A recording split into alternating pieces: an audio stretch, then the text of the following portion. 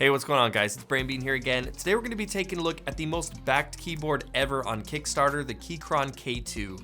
Now, admittedly, I went into this review with not the highest of expectations, but to say that this keyboard took me by surprise is an understatement.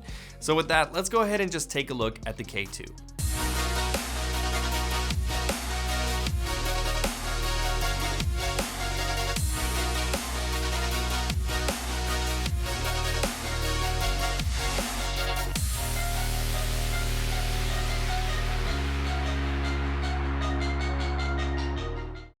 This video is sponsored by Skillshare.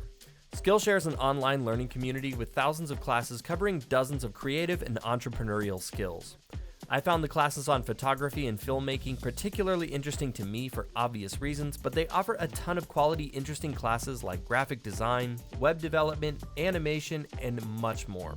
So whether you're looking to kickstart a new hobby or begin the path to a new career, or maybe even build on an existing foundation, Skillshare is the perfect option to fuel your curiosity.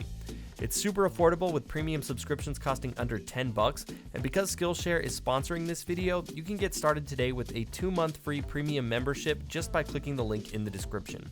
So stop talking about one day starting something great and take the first step to mastering a new skill today with Skillshare. The Keychron K2 is an 84-key mechanical keyboard with a really nice compact layout. It combines some of the best parts of having a full-size or 10-keyless keyboard into a compact, convenient size, measuring at 314mm by 124mm. The casing has slim bezels, which takes up no more desk space than it has to, and it actually has a little bit slimmer widthwise case than the Ducky 12 SF does. One thing that's interesting about this keyboard is that it comes set up for use with Mac keyboards, but they do include alternative keycaps as well so that you can set it up for Windows use as well.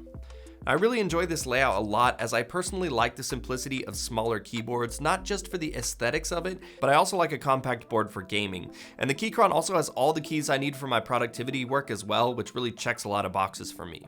When handling the board, it feels very sturdy and it's got some real weight to it, and there's no flex when cranking down on the board either, so overall I'd say the build quality here is pretty good.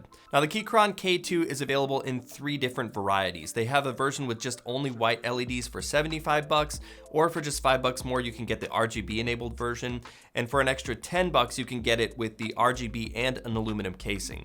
Now, the keyboard that you see here pictured that I reviewed is just the regular plastic RGB version, so I can imagine for $10 extra it would definitely be worth getting the aluminum version, as the plastic version has a plenty quality feeling board to me. The Keychron K2 is a wireless keyboard that can connect up to 3 devices simultaneously via Bluetooth, and it can be toggled on the fly between the 3. You can also connect it to the PC via the included USB-C cable. Just keep in mind that there's no included dongle for conventional wireless use, so you do have to have a Bluetooth enabled device. Battery life on the Keychron is really good. It's sporting a 4000 milliamp hour battery, which is 25% more than the Apple Magic keyboard for you Mac users, and about 4 times more battery life than the Hexgear's X1 that I reviewed a while back. Now, it's pretty hard for me to test this, but a single charge will get you about 3 to 5 weeks of normal day-to-day use per what Keychron says. And once the battery's fully depleted, it takes about 6 hours to reach full charge. The board comes with Gateron switches, and it's available in either blue, brown, or red switches. I'm happy to see it's offered in Gaterons, as I personally don't think they get enough love on production boards these days. And while there's not a ton of options here, being able to choose between one of the 3 most common switch types is good enough for me. The switches themselves do have a nice feel to them without too much wobble, especially for a non-box switch. The board is pretty loud when bottoming out though, as you guys are going to see here in this sound test, and I actually found the stabilizers pretty good as well. I didn't really notice any rattling or anything like that, which you will also see once we get into the sound test. Now, I got my K2 in Gateron Browns, and of course I wouldn't leave you guys hanging without some clickety-clack sound testing, so here we go.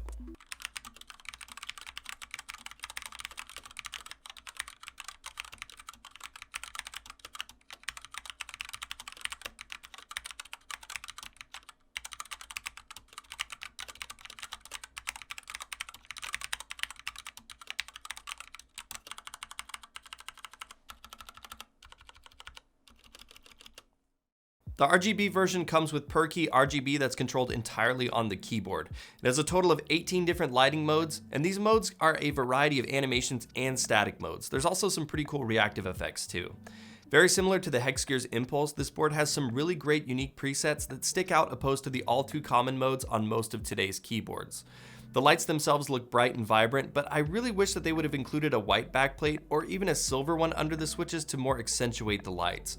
Now maybe this is an attempt to make the board look a little bit more professional, but I find that the black backplate just absorbs the light, which really is a missed opportunity, as I feel like they really could have popped a little bit more. The keycaps are made of ABS plastic, and they come in a gray and charcoal colorway that looks pretty sharp. It's offered in the inverse colorway too if you prefer that look. And in the box you also get a few orange accent keys for that little extra pop of color. The keycaps have a really sharp looking small but simple font that I'm a big fan of, and all the secondary functions on the keys are well illuminated too. It's just a very clean looking keyboard all around. Now, obviously I would have preferred if these were PBT keycaps, and the ABS ones will definitely get shiny over time, but that small crisp font really wouldn't be possible, especially with the shine through translucency in PBT. The underside of the board has 4 smaller rubberized pads that do a decent job of keeping the board from moving around on your desk, and it has rubberized extendable legs that prop the keyboard up at 6 degrees for ergonomically friendly typing. The cable, as I touched on earlier, is a USB-C cable that connects to the left side of the keyboard. It's a simple rubber cable that could be a little bit nicer, but considering that it's a wireless board and it won't necessarily be connected to the keyboard all the time, the placement and the rubber cable I guess could let slide, but durability still is a little bit of a concern for me. Now I'll admit, going into this review, I really wasn't expecting to like this keyboard, but once I got hands-on with it, that opinion changed pretty quickly. The build quality is surprisingly really good, it's got good switches and RGB options, and I really like the clean look of that sharp font. As far as wireless keyboards go, it's got impressive battery life, and I'm torn about knocking this board for its ABS keycaps because that small font is so sharp and crisp, but the quality, feel, and longevity of some PBT keycaps would have been nice. I'm not a fan of that all black backplate like I said, but overall when you consider the price of $80 for the normal RGB version of this keyboard, that just rockets it up to another league in my book. There's so much to like about this keyboard, and at that price, it really is a steal. I went from being not too excited about this review to considering using this keyboard as my daily driver. It's a strong alternative to the 1-2 Mini, especially for those of you who want a few extra keys, and the bang for your buck here just cannot be overstated. Well, that's it for the video, guys. Let me know down in the comments below what you think about the K2. And of course, if you enjoyed this video, I'd appreciate it if you gave it a like. And if you want to see more videos from me, you guys know what to do. Also, be sure to click that bell to get all the notifications on when I release videos so you don't miss out on any of my uploads.